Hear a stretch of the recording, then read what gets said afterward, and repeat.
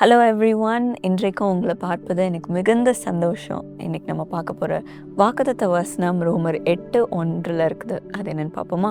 கிறிஸ்து இயேசுவுக்குட்பட்டவர்களாயிருந்து மாம்சத்தின்படி நடவாமல் ஆவியின்படியே நடக்கிறவர்களுக்கு ஆக்கினை தீர்ப்பில்லை. மை டியர் ஃப்ரெண்ட்ஸ், இந்த வசனத்தை பார்க்கும்போது இந்த ஆக்கினை தீர்ப்பு அப்படின்னா என்ன அப்படின்னு நம்ம பார்க்கும்போது, நம்ம ஒரு பாவம் செய்யும் போது அந்த பாவத்துக்கு ஏற்ற ஒரு ஜட்ஜ்மெண்ட், ஒரு பனிஷ்மெண்ட் கொடுக்கறது அப்படின்ட்டு தான் அந்த ஆக்கினை தீர்ப்பு அப்படின்னு நம்ம பார்க்குறோம். ஸோ வேதத்துலேயும் நம்ம ஒரு இன்சிடெண்ட் நம்ம பார்க்குறோம். இயேசுவாமி அந்த ஆலயத்துக்கு முன்பாக நின்று அவர் உபதேசத்தை சொல்லி கொண்டு இருக்கும்போது அந்த பரிசேயர்கள் அவரை டெஸ்ட் பண்ணணும் அப்படின்ட்டு ஒரு விபச்சாரத்தில் இருந்த ஒரு பெண்ணை கொண்டு அவர் முன்னால் நிறுத்தினாங்க. அவங்க சொன்னாங்க, மோசேயோட பிரமாணத்தின்படி இந்த பெண் மேலே கல் எறியணும் அப்படின்ட்டு அவங்க சொன்னாங்க. அப்போது இயேசுவை பார்த்து அதுக்கு நீங்கள் என்ன சொல்கிறீங்க அப்படின்ட்டு கேட்டாங்க. அப்போது இயேசு எதுவுமே சொல்லலை, அவர் அமைதியாக இருந்தார். அதுக்கப்புறமும் கொஞ்ச நேரம் கொஸ்டின் பண்ண ஆரம்பித்தாங்க அந்த பரிசேயர்கள். அதுக்கப்புறம் கொஞ்ச நேரம் கழித்து இயேசு சொன்னார், உங்களில் பாவம் இல்லாதவன் முதல்ல கல் எறிங்க அப்படின்ட்டு சொன்னார். அப்போது சிறியவங்கலேருந்து பெரியவங்க வர அவங்க கையில் இருந்த கல்லை கீழே போட்டுட்டு அவங்க அந்த இடத்த விட்டு போயிட்டாங்க. அப்போது இயேசுவாமி எந்திரிச்சு பார்க்கும்போது அந்த இடத்துல யாருமே இல்லை. அந்த ஸ்திரீயை பார்த்து கேட்டார், எங்கே எல்லாரும் காணோம், உன்னை ஆக்கினைக்கு தீர்க்கவில்லையா அப்படின்ட்டு அவர் கேட்டார். அப்போது அந்த ஸ்திரீ, இல்லை ஆண்டவரே அப்படின்ட்டு சொன்னான். அப்போது இயேசுவாமி சொன்னார், நானும் ஆக்கினைக்குள்ளாக தீர்க்கவில்லை, போ, நீ பாவம் செய்யாத அப்படின்ட்டு ஆண்டவர் அனுப்பி வைத்தார். மை டியர் ஃப்ரெண்ட்ஸ், இதே போல் தான் உங்கள் லைஃப்லேயும் இந்த உலகத்தார் எல்லாரும் சொல்லலாம், உங்களோட பாவத்தை பார்த்து, உங்களோட பழைய வாழ்க்கையை பார்த்து உங்களை லேபிள் பண்ணி வச்சுருக்கலாம். நீ ஒரு பாவி, நீ ஒரு திருடன், நீ பொய்க்காரன், நீ எல்லாரையும் சீட் பண்ணிடுவ அப்படின்ட்டு சொல்லி உங்களை ஒதுக்கி வச்சுருக்கலாம். உங்களை லேபிள் பண்ணி உங்களோட பேரை நாசம் பண்ணி வச்சுருக்கலாம். உங்கள் இந்த சொசைட்டிலே சேர்க்காமல் உங்களை தள்ளி வச்சுருக்கலாம். ஆனால் இயேசுவாமி சொல்லுகிறார், போ, நீ பாவம் செய்யாத, நான் உன் கூட வாழ வேண்டும், அதனால் நீ இந்த பாவத்தை எல்லாவற்றையும் விட்டு என் கூட நீ வாழ அப்படின்ட்டு ஆண்டவர் கேட்குறார். ஆண்டவர் கூட வாழணும் அப்படின்னா நம்ம எல்லா பாவத்தையும், நம்ம ஆசைகள், நம்ம யோசனைகள், நம்ம செய்கிற காரியங்கள் எல்லாவற்றையும் விட்டு ஆண்டவர் இடத்துல நம்ம வாழும் பொழுது, அவர் இடத்துல போகும்போது ஆண்டவர் நம்மளை ஒரு புது சிருஷ்டியாக மாற்றுகிறார். நம்ம பாவத்தெல்லாம் அவர் நினைவில் வைக்கலை, ஆனால் எல்லாவற்றையும் அழித்து போட்டு அவர் நமக்கு ஒரு புது வாழ்க்கையை கொடுக்கிறார். எப்போல்லாம் அந்த பாவம் செய்யணும் அப்படின்ற எண்ணங்கள் வருதோ அதை மேற்கொள்ளவும் ஆண்டவர் பலன் கொடுக்கிறார். ஸோ இன்றைக்கு ஆண்டவரோட ஒரு புதிய வாழ்க்கையை நம்ம வாழ்கிறதுக்கு நம்மளுடைய வாழ்க்கையை ஒப்பு கொடுப்போம்.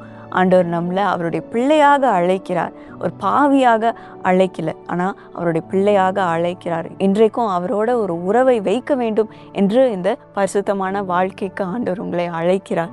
ஸோ இன்றைக்கு நம்மளுடைய பாவத்தெல்லாம் அறிக்கை செய்யும் போது, நம்ம மனம் திரும்பும் போது ஆண்டவர் நம்மளை அன்பாக சேர்த்து கொண்டு ஒரு புதிய வாழ்க்கையை தருவார். இன்றைக்கு ஒரு புது பெயரை கொடுத்து அவருடைய மகனாக மகளாக அவர் அழைத்து உங்களுக்கு ஒரு புதிய வாழ்க்கையை கொடுக்குறார். ஸோ சந்தோஷமாக இருங்க, இந்த புதிய வாழ்க்கைக்குள்ளே நீங்கள் பிரவேசிங்க. இப்பொழுதும் நம்ம ஜெபிப்போமா? ஏசப்பா, இந்த வாக்குத்தத்தத்துக்காக நன்றி சுவாமி. இன்றைக்கும் பழைய வாழ்க்கையை நிமித்தம் வாழ்க்கையில் நான் முன்னேற முடியல, என்னோட பாஸ்ட் என்ன இழுத்து கொண்டே இருக்குது, ஏதோ என்னை முன்னேற முடியாமல் தடுக்குது அப்படின்ட்டு சொல்லிட்டு இருக்கலாம் சுவாமி. ஆனால் இன்றைக்கு அவர்களுடைய பழைய வாழ்க்கையை விட்டு ஒரு புதிய ஸ்டார்ட்டை எடுக்க கிருபை தாரும் சுவாமி. ஒரு புதிய தொடக்கத்தை தாரும் சுவாமி. உம்முடனே சேர்ந்து வாழ கிருபை தாரும் அப்பா. இன்றைக்கு எல்லாவற்றையும் அறிக்கை செய்து அவர்கள் பாவ பழக்கங்கள், ஆசைகள், யோசனைகள் எல்லாவற்றையும் அவர்கள் விட்டு உம்முடனே வாழ கிருபை தாரும் அப்பா. ஒரு பரிசுத்தமான வாழ்க்கையை வாழ கிருபை தாரும் சுவாமி.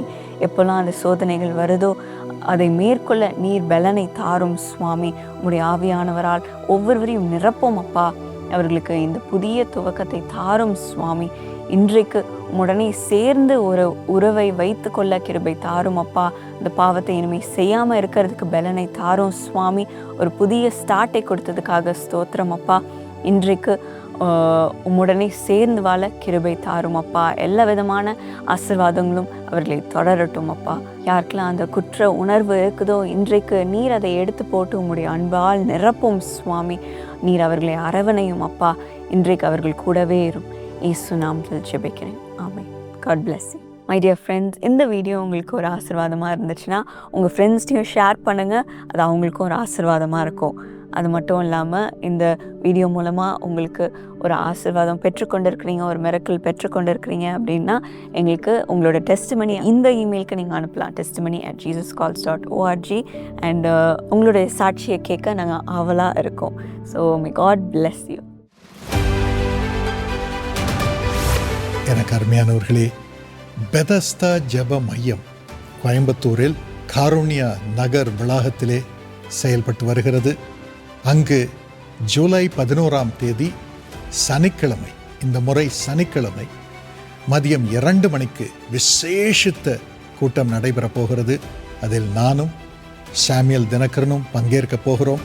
வருகிற உங்கள் ஒவ்வொருவருக்காகவும் நாங்கள் ஜெபம் பண்ணுவோம். அதற்கு முன்பதாக ஆண்டவர் உங்களுக்கு கொடுக்கும் வார்த்தையை அறிவித்து அவருடைய வல்லமை உங்கள் மீது இறங்கும்படியாக உங்களோடு சேர்ந்து பிரார்த்தனை செய்ய போகிறோம்.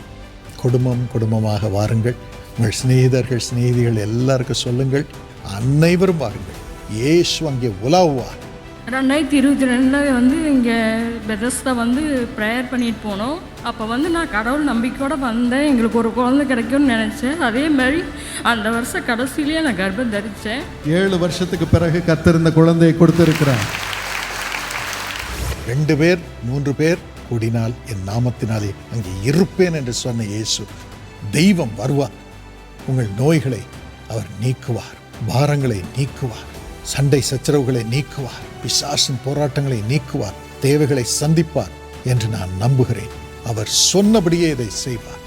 மனுஷனால் அல்ல, தெய்வமே உங்களுக்கு செய்வார். ஆகவே நாம் செய்ய வேண்டியதெல்லாம் ஒன்றாக கூட வேண்டும். இயேசுவின் நாமத்தில் வேத வசனத்தின்படி ஆண்டவர் இதை நிறைவேற்றுவாராக.